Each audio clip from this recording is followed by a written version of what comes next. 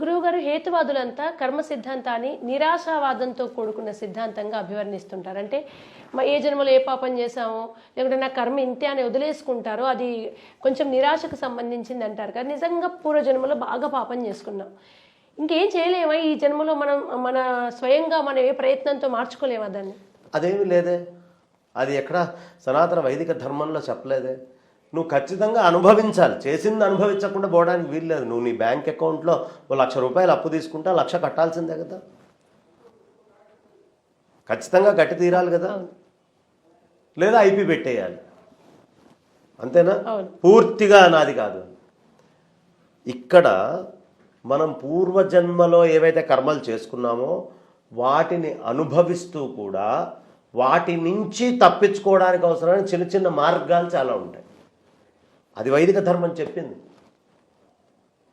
అయితే ఇది హేతువాదికి ఎక్కదు. హేతువాది ప్రశ్నకి చెప్పే సమాధానం వేరు. వర్షం పడుతోంది, నువ్వు గొడుగు పెట్టుకున్నావు, వర్షమంతా ఆగే కర్మ నువ్వు చేయక్కర్లేదుగా, నువ్వు తడవకుండా ఉండే గొడుగు పెట్టుకుంటే సరిపోతుంది కదా. అలా ఈ పూర్వజన్మ నుంచి నువ్వు తెచ్చుకున్నటువంటి కర్మ ఏదైతే ఉందో, ఈ కర్మ వల్ల నీకు వచ్చిన కష్టానికి నీ జీవి ఇబ్బంది పడకుండా ఉండేంత మాత్రం రక్షించుకోవచ్చు. తీవ్రతను తగ్గించే అవకాశం అయితే దాని తీవ్రత. ఇప్పుడు డాక్టర్ ఉన్నాడు, కత్తితోటి కోసి ఓ సర్జరీ చేయాలి, ఏదో గ్యాస్ట్రోఎంట్రియాలజీ ప్రాబ్లం 18 కుట్లు వేయాలి. ఒకడికి ఎవడికో కక్ష ఉంది, ఎదుటివాడిని చంపాలి అనుకున్నాడు, వాడు ఈ 18 అడుగుల మందమే కోస్తున్నాడు కడుపుని, ఈ డాక్టరు 18 అడుగుల మందమే కోస్తున్నాడు. ఇద్దరు ఒకటే కోవకు చెందిన వాళ్ళ కాదు కదా. ఇక్కడ ఏం చేస్తున్నాడు డాక్టరు, నీకు నొప్పి తెలియకుండా ఎనస్థీషియా ఇస్తున్నాడు, ఈయన కోస్తున్నాడు. వాడు నీకు నొప్పి కలగాలి, చంపాలి అనే ఉద్దేశంతో కోస్తున్నాడు. ఏమ్మా, ఇద్దరు ఒకటే చేస్తున్నారు. కానీ ఎనస్థీషియా అనేది ఒక్కటి ఇవ్వడం వల్ల నీకు జరుగుతున్నటువంటి కర్మ అదే, వాడనుకున్నది వీడు చేస్తున్నది ఇద్దరు చేస్తుంది ఒకటే. కానీ ఇక్కడ నొప్పి లేదు, కష్టం లేదు, కానీ ఆ కర్మ అంతా జరుగుతుంది. అట్లాగే నువ్వు జన్మాంతరంలో సంచితం తెచ్చుకున్నటువంటి కర్మ నిరాశావాదం కాదు. నీ పూర్వజన్మ కర్మ వల్ల ఈ లక్షణాలు వస్తాయి అని కర్మ విపాక గ్రంథం చెప్తుంది. దాని యొక్క ప్రాయశ్చిత్తం ఏంటి, ఏం చేసుకోవాలో కూడా కర్మ విపాక గ్రంథం చెప్తుంది. కాబట్టి ఆ ప్రాయశ్చిత్తాలని ఎలా చేసుకోవాలి అనేది ఒకటి. అసలు నిరాశావాదం ఏమిటి? నిరాశావాదం ఏమిటి? పోనీ ఆశావాదంతో చేయమనండి, ఒక్కడిని ట్రంప్ని చేయమనండి. నాకు ఇప్పుడు 45 ఏళ్ళు, నాకు అస్సలు నిరాశ లేదు. ఇప్పుడు నేను ఐఏఎస్ చదవాలనుకుంటున్నా, కాన్స్టిట్యూషన్ ప్రకారం నన్ను ఐఏఎస్ చదివిస్తారా? 65 ఏళ్ళు నాకు తెలిసిన ఆయనకి, మంచి షార్ప్ బ్రెయిన్, రాజ్యాంగం సమహక్కులు ఇచ్చింది అందరికీ. కానీ ఇప్పుడు వాడు 65 ఏళ్ల వాడు ఐఏఎస్ ఎగ్జామ్ రాయాలి. నిరాశావాదం అండి. కాన్స్టిట్యూషన్లో 65 ఏళ్ల వాడికి రాయడానికి లేదు, ఎందుకంటే వాడు రిటైర్మెంట్ ఏజే 60గా. అర్థమైందా? ప్రతి దాంట్లోనూ దోషం వెతికితే దోషమే కనిపిస్తుంది. నిరాశావాదం కాదు. చాలామంది వాళ్ళకు వచ్చిన కష్టాన్ని నేనేదో చేసుకొని ఉంటాను కాబట్టి ఇది అనుభవిస్తున్నాను అని వాళ్ళని వాళ్ళు కన్సోల్ చేసుకొని ఆశతోటి ఉత్తరోత్తర మంచి చేయాలని బతుకుతారు. నిరాశావాదం ఎప్పుడవుతుంది తెలుసా? భగవంతుణ్ణి నమ్మకుండా, ఏదీ చేయకుండా, కష్టం వస్తే ఏం చెయ్యాలో అర్థం కాక, ఆ ఇబ్బంది వచ్చి వాడు తట్టుకోలేక వాడికి ఒక సొల్యూషన్, అట్లీస్ట్ వీడికి కన్సోల్ చేసుకోవడానికి ఒక సొల్యూషన్ ఉంది, నేనేదో చేశాను కాబట్టి నేను అనుభవిస్తున్నాను అని.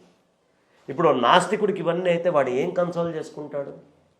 హార్ట్ అటాక్ వచ్చింది నాస్తికుడికి, దేనివల్ల వచ్చింది? దేనివల్ల హార్ట్ అటాక్ వచ్చింది వాడికి?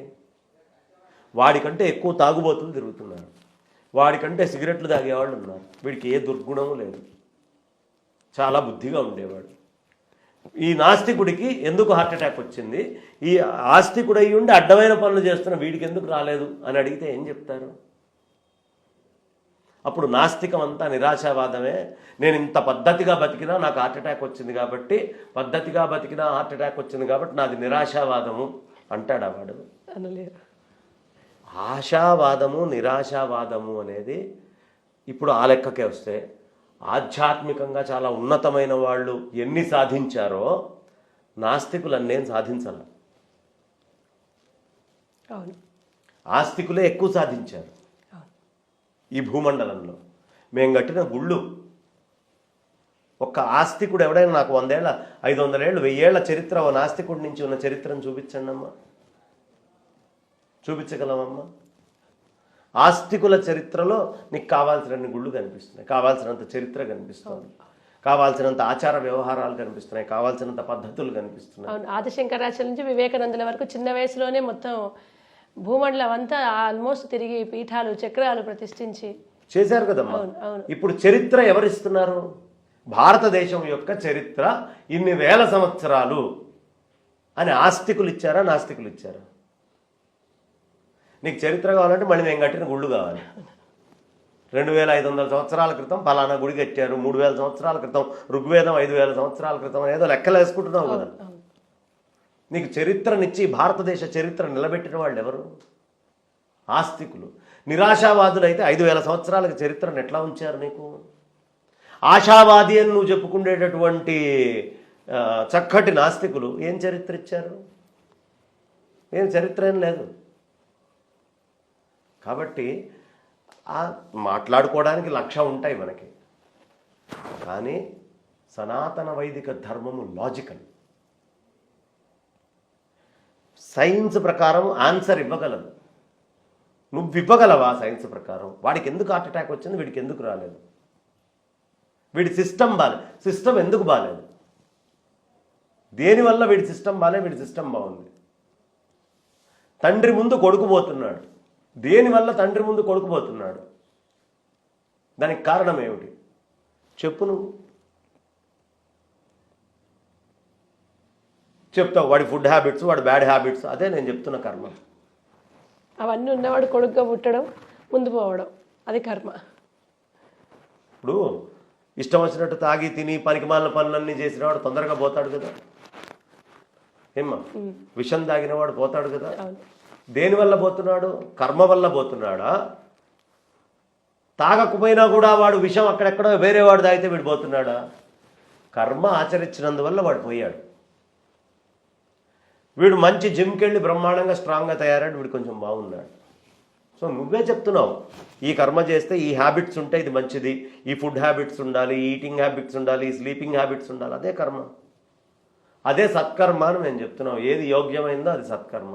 సత్కర్మ చేయటం వల్ల నీకున్న జ్ఞానం ఈ లిమిటెడ్ లైఫ్లో ఎంత ఉంటుందని తెలుసు, కానీ దిస్ విల్ క్యారీ ఫార్వర్డ్ అని నెక్స్ట్ లెవెల్స్ని కూడా చెప్పగలుగుతుంది. కాబట్టి అది వేదం. అందుకని ఆ నిరాశావాదం ఎప్పుడు అయ్యే అవకాశం లేదు. నిరాశావాదం అయితే గీతే నాస్తికం కావాలి. ఆస్తికం ఎప్పుడు నిరాశావాదం కాదు.